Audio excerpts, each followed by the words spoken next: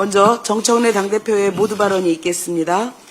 이재명 대통령이 오는 23일부터 미국 뉴욕에서 열리는 제80차 유엔 총회에 참석해 기조연설을 합니다. 대한민국 대통령으로서는 처음으로 유엔 안보리 의장 자격으로 공개 토의도 직접 주재합니다. 국제사회가 대한민국을 책임있는 리더로 인정하고 있는 것입니다. 이재명 정부 출범 이후 대한민국의 국제적 위상이 한 단계 높여졌음을 보여주는 지표입니다. 한미 정상회담의 성공부터 이번 유엔 안보리 공개 토의 주제까지 최근 나오는 외교적 결실들은 이재명표 국익 추구 실용 외교가 만들어낸 성과물입니다. 국민 모두가 자랑스러워할 일입니다. 특히 이번 유엔 총회는 대한민국이 정상국가로 당당하게 복원되었음을 선언하는 자리입니다. 민주주의 회복뿐만 아니라 대한민국의 경제의 저력이 아주 튼튼하다는 것을 세계만방에 알릴 수 있는 좋은 기회입니다. 급변하는 세계 정세 속에서 인류 공동 과제에 대응할 해법도 함께 모색하게 될 것입니다. 한반도 평화 역시 빼놓을 수 없는 의제입니다. 급변하는 국제 정세 속에서 지속 가능한 평화, 국제 연대, 그리고 협력 속에서 대한민국의 새로운 길을 모색할 때입니다. 최근 국군이 남북 간 군사적 긴장 완화를 위해 대북 라디오 방송을 중단했습니다. 적대의 공간을 줄이고 평화의 공간을 넓히는 실천이야말로 경제와 안보를 동시에 지키는 일입니다. 이번 총회가 한반도 평화의 필요성을 국제사회에 알리고 한반도 평화를 위한 국제공조의 물꼬를 트는 계기가 되기를 바랍니다. 더불어민주당도 앞으로 이재명 정부가 걸어가는 평화의 길에 든든한 뒷받침이 되도록 하겠습니다. 이재명 대통령이 더불어민주당 당대표 시절 피습당한 사건과 관련하여 테러로 지정하지 말자는 내용을 담은 국정원 보고서가 확인되었다고 합니다. 이는 해당 사건이 정권 차원에서 조직적으로 은폐, 축소, 왜곡, 조작되었음을 입증하는 증거가 아닐까라고 저는 생각합니다. 국정원의 정치 개입 또한 심각한 문제가 아닐 수 없습니다. 저도 당시 현장에 있었는데 그 끔찍했던 장면을 상상하기도 싫습니다. 이재명 대표가 칼에 찔려서 쓰러져서 피를 흘리고 있었고, 그리고 많은 분들이 목에 수건으로 지혈을 하는 상황이었습니다. 이 철저하게 증거가 보존되고 철저하게 수사해야 될 것이 왠지 축소되었다는 인상을 그때도 가졌었습니다. 경찰이 물동이를 들고 와가지고 현장을 물청소하는 장면은 두고두고 아무리 생각해봐도 이상한 일이 아닐 수 없습니다.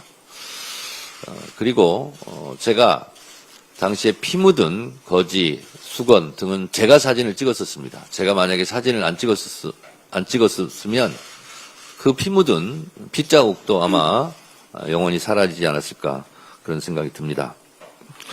물청소로 증거를 인멸하고 어떻게든 축소하고 은폐하기에 바빴다는 것이 이제 입증되는 것 같습니다.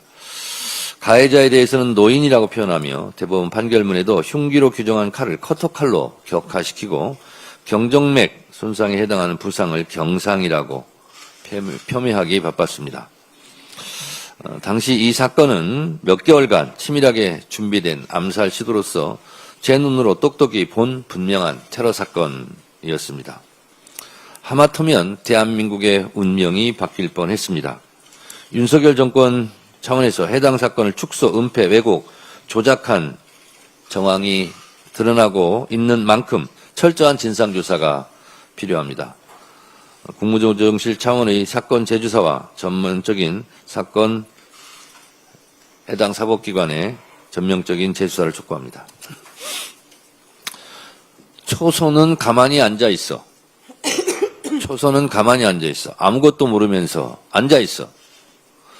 어제 법사위에서 국민의힘 5선 국회의원 나경원 의원이 내뱉은 믿고 싶지 않은 역대급 망언입니다.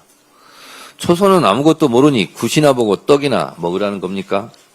초선 의원은 의정활동 하지 말라는 뜻입니까? 초선은 오선 의원이 가만히 앉아 있으라면 가만히 앉아 있어야 합니까? 초선 의원은 가만히입니까? 이 무슨 막말입니까? 초선이 무엇을 모른다는 것인지는 알 길은 없으나 나경원 의원은 일단 예의를 모르는 것 같습니다. 국회의원은 초선이든 오선이든 세비, 월급도 같고 똑같은 의무와 권리를 갖습니다. 오선 국회의원이라고 초선보다 5배 훌륭하거나 5배 인격이 높은 것도 아닙니다. 구태스럽고 썩은 오선보다 훌륭한 초선 의원이 더 많다고 저는 생각합니다. 나경원 의원은 얼마나 알고 있는지 나경원 의원에게 그러면 묻겠습니다. 국회 선진화법 위반, 일명 빠루 재판 1심이 6년째입니다. 이렇게 오래 걸린 재판이 있었습니까?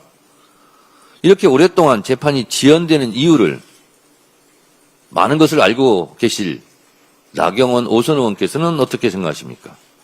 오선 의원께서 대답을 좀 해보시고요. 또 나경원 의원은 윤석열의 12.3 비상계엄 내란 사태에 대해서 어떻게 생각하십니까? 내란 옹호입니까? 내란 반대입니까? 국민의힘 모 최고위원은 윤석열 김건희 부부를 석방하라고 주장하는데 이에 동의하십니까? 반대하십니까? 가만히 앉아있지 말고 대답 좀 해보시기 바랍니다.